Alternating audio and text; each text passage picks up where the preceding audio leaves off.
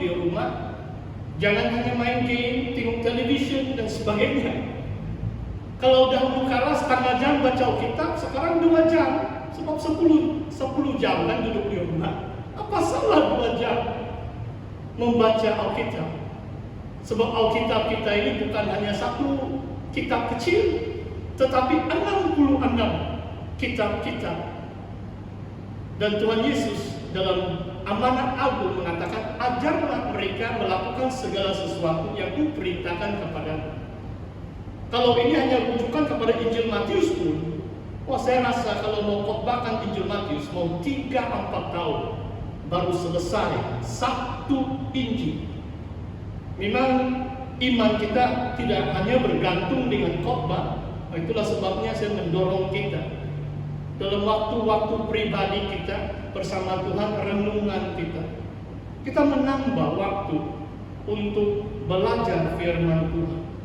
Karena waktu firman Tuhan berkuasa dalam hidup kita dibangunkan seperti Paulus katakan dalam Efesus, kita dibangunkan sebagai bait Allah yang kudus. Kita menjadi tempat kediaman Allah. John Calvin, seorang ahli reformasi abad yang ke-16, beberapa kali buku dia, hanya satu saja buku dia, sebenarnya dia menulis beberapa ratus buku. Saya sangat kagum dengan tokoh-tokoh iman kita dahulu kala. Sekarang ada komputer, banyak alat yang canggih pun, pastor pun sedang mau menulis satu buku yang baru. Tetapi dahulu kala John Calvin, mungkin dia menghasilkan 200-300 buku. Saya tidak tahu bagaimana dia lakukan itu. Cuma memang saya tahu sedikit kesaksian teman-teman mereka hanya pakai itu lampu pelita, itu minyak saja, lilin saja. Dan waktu malam pun dia akan tulis. Memang kemudian dia terkenal, ada beberapa setiausaha membantu waktu dia khotbah, sebab dia begitu arif dalam firman. Waktu dia khotbah ada beberapa setiausaha menulis, mencatat setiap perkataan yang dikhotbahkan oleh John Calvin, sehingga sekarang ada beberapa ratusan buku. Dan dia mengatakan ini, bagaimana Kristus memerintah gereja? How does Christ rule the church? Christ rules the church by His word. Kristus bertata menjadi raja di gereja melalui firman-Nya. Waktu umat Tuhan mengasihi, mentaati firman, disitulah Yesus menjadi raja. Karena Yesus Kristus adalah firman Allah.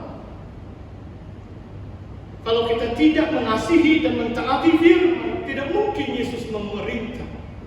Boleh saja gereja beraktiviti apa saja. Christ rules the church by His word. Kristus memerintah gereja melalui firman. Kepimpinan rasuli adalah kepimpinan yang berfokuskan firman Allah. Saudara, saya mau baca satu bahagian firman Tuhan yang terakhir untuk kita. Dalam Kolose bab yang pertama, mari kita baca beberapa ayat ini. Lebih kurang sama juga dengan kesaksian Paulus, sebab Kolose ditulis oleh Rasul Paulus. Memang banyak persamaan suratan Kolose dengan suratan Efesus. Namun saya mau baca suratan Kolose bab yang pertama ayat 24. Sekarang aku bersukacita bahwa aku boleh menderita karena kamu dan menggenapkan dalam dagingku apa yang kurang pada penderitaan Kristus untuk tubuhnya, yaitu jemaat. Aku telah menjadi pelayan jemaat itu sesuai dengan tugas yang dipercayakan Allah kepadaku untuk meneruskan firman-Nya dengan sepenuhnya kepada kamu, yaitu rahasia yang tersembunyi dari abad ke abad dan turunan ke turunan, tetapi sekarang dinyatakan kepada orang kudusnya. Kepada mereka Allah memberitahukan betapa kaya dan mulianya rahasia itu di antara bangsa-bangsa lain, yaitu Kristus ada di tengah-tengah kamu. Kristus adalah pengharapan akan kemuliaan. Christ is the hope of glory. Christ among you. Christ in you, the hope of glory. Wah saudara, saya hanya mau tekankan ayat 25 saudara. Bagaimana Kristus dipermuliakan di tengah-tengah umatnya saudara. Kita lihat ayat 25. Paulus yakin akan pelayanan dia. Aku telah menjadi pelayan jemaah itu. Perhatikan saudara. Kepimpinan rasuli, dia seorang gembala, dia pelayan. Dia bukan bos. Dia bukan yang memerintah atas orang lain, tetapi dia melayani. Ajaran Yesus tentang kepimpinan adalah, kalau kamu mau menjadi nomor satu, semakin tinggi kamu harus menjadi semakin rendah. Kamu harus menjadi hamba kepada semua orang. Inilah inti kepimpinan, memimpin dan melayani. Paulus, Rasul Agung adalah pelayan jemaah. Dia menjadi hamba kepada semua orang supaya mereka percaya kepada Yesus. Supaya pelayanannya tidak menjadi sandungan kepada siapapun. Dan Tuhan memakai Rasul Paulus secara luar biasa. Tapi yang saya mau tekankan adalah ini saudara. Untuk meneruskan firman-Nya dengan sepenuhnya kepada kamu. Inilah panggilan atau pelayanan rasuli, apostolic calling atau apostolic leadership. Seorang rasul itu menyampaikan firman-Nya dengan sepenuhnya. Saya mau tekankan perkataan sepenuhnya. Jangan kalau kitab Ayub kita tidak paham, kita tidak mau baca. Wah saudara, memang kalau orang Kristen yang baru terima Tuhan, saya tidak dorong kamu terus baca kitab Ayub lah itu. Saya mungkin sudah 6-7 tahun, 20-an sudah mungkin. Baru saya beli itu buku tafsiran kitab Ayub. Dan mungkin pasti yang mau kongsikan sedikit. Saya tidak pernah, saya takut orang pikir saya berpegang. Saya tidak mau ada tangkapan yang salah. Cuma beberapa hari yang lalu saya sangat terdorong dengan satu kalimat yang saya baca dari satu buku lah yang saya miliki. Dan di situ dia merujuk kepada bapak-bapak gereja abad yang keempat, bahwa mereka adalah orang-orang yang biasa. Ini pemimpin gereja abad yang keempat dan awal abad yang kelima. Tetapi mereka memiliki almari buku yang berat. Mungkin saya mau ulangi supaya kamu boleh menangkap ini. Maksudnya saudara, kebanyakan pemimpin tokoh-tokoh bapak-bapak gereja abad yang keempat, mereka ini orang biasa. Seperti Augustine di Afrika Utara, memang dia orang dia pegawai raja, dia pembicara dalam acara rasmi kerajaan. Bila Tuhan panggilnya, dia meninggalkan itu, dia kembali ke kampung halaman dia di Afrika Utara, dan dia menulis banyak buku. Apakah maksudnya saudara? Bahwa pemimpin gereja waktu itu, dia simple life, maksudnya hidup mereka sederhana, mereka bukan orang kaya. Kebanyakan tokoh-tokoh iman meninggalkan semua. Tetapi apa yang mereka miliki adalah almari buku-buku. Dalam beberapa ratus tahun pun sudah itu pemimpin gereja. Nah, saya beri contoh. Oregon dalam abad yang ketiga, baru 200 tahun setelah Tuhan Yesus. Dalam sejarah Oregon ini, Origen, dalam temannya pernah menulis bahwa di bilik dia mempunyai 800 buku, jilid buku. Itu zaman dahulu kala. Wah, itu luar biasa. Saudara, maksudnya saudara, yang amat penting, apalagi zaman abad 21, pengetahuan bertambah, kata Daniel 12 ayat 4.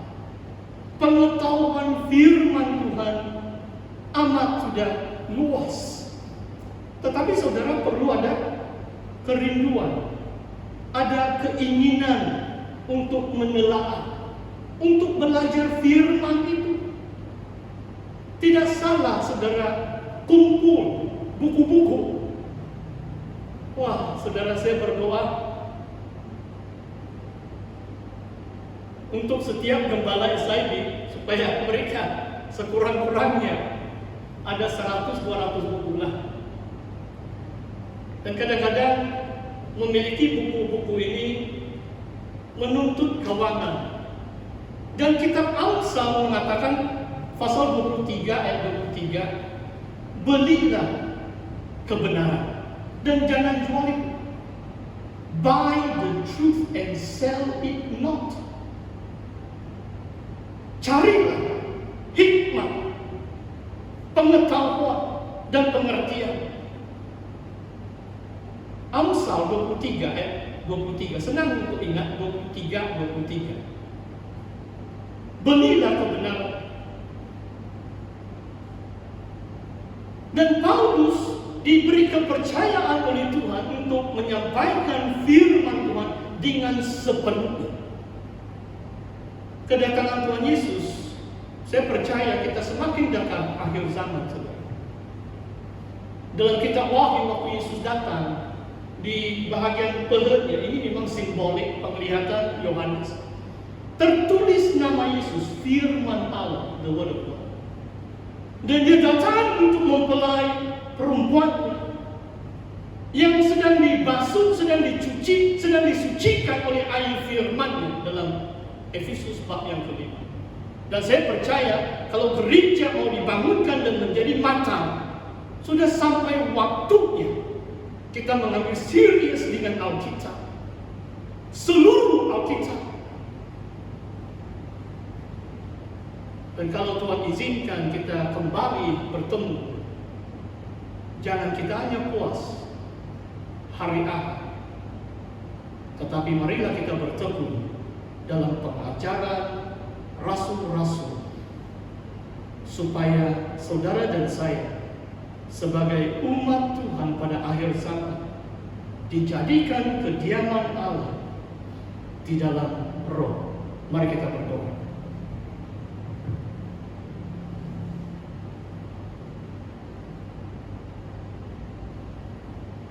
Haleluya Tuhan, Bapa kami dalam kerajaan surga, Bapa, kami datang kepadamu ya Bapa, dan kami mengaku segala kekurangan kami, kelemahan kami, bahkan pelanggaran-pelanggaran dosa kami ya Tuhan. Dalam ketaatan kami akan firman-Mu Engkau ampuni, dimanapun kelemahan dan pelanggaran kami ya Bapa. Engkau pulihkan hati kami ya Bapa, supaya hati kami tidak melekat dengan hal-hal duniawi, melainkan berpaut dengan Allah dan mengasihi firman-Mu ya Bapa, supaya kami dapat bertekun dalam pengajaran rasul-rasul ya Tuhan.